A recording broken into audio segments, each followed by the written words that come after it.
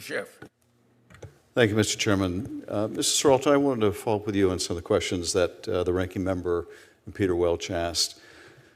As you know, the Marshals Service core mission is enshrined in law, and it is clear and unambiguous. The law states that the Marshals Service primary role and mission is to provide for the security of federal judges and to, quote, obey, execute, and enforce all orders.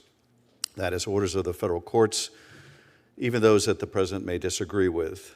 At the same time, the U.S. Marshals operates within the Justice Department under the authority and direction of the Attorney General.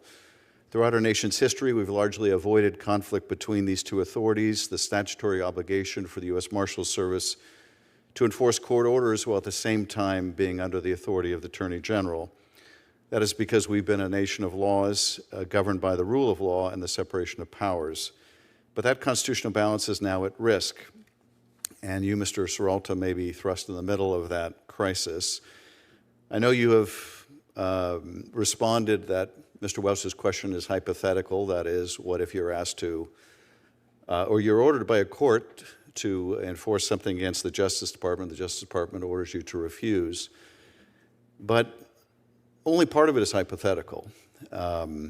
We have seen already the Supreme Court of the United States order the administration to facilitate the return of someone they improperly rendered to a prison in El Salvador. And we've seen the administration refuse to facilitate that person's return.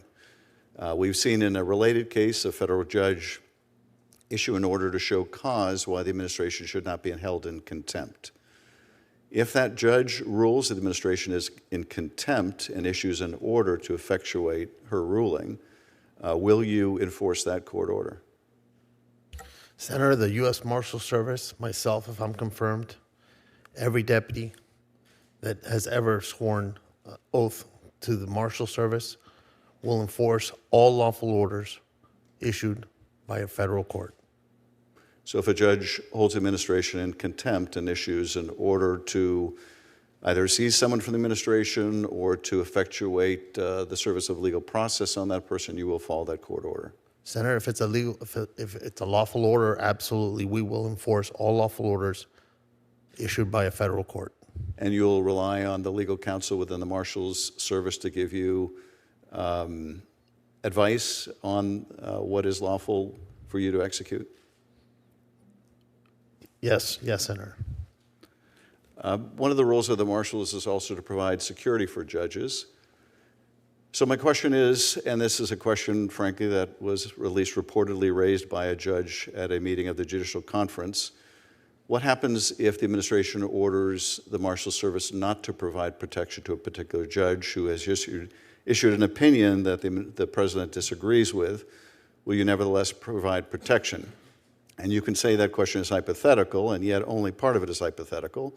The president has ordered security for former officials of his own administration to be revoked, people like Pompeo, for example.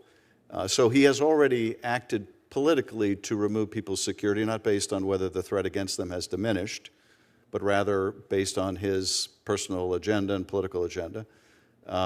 Will you, as required by law, provide security for every judge, whether they're favored or disfavored by the president?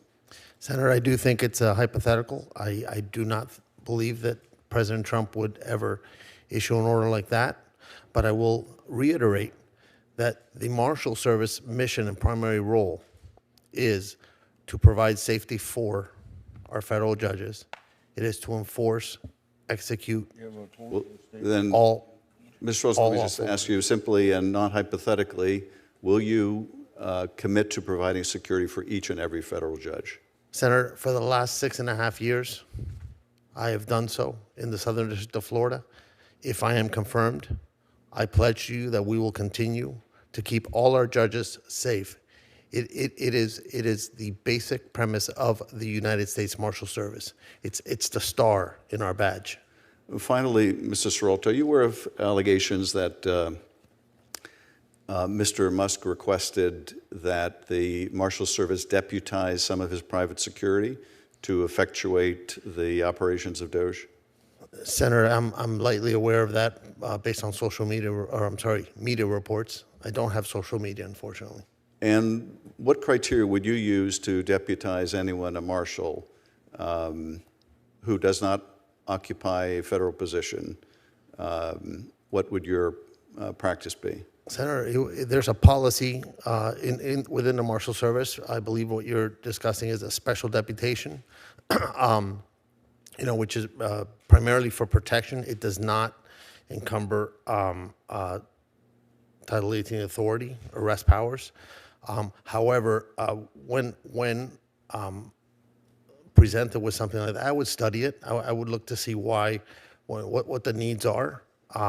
It is a policy that I'd have to review when I get there, if confirmed. And I pledge to you that I would look into it. Well, I hope you'll protect the Marshal Service from any abuse of the powers of deputation to effectuate a political arm of the White House. Thank you. I yield back, Mr. Chairman. I would like to enter a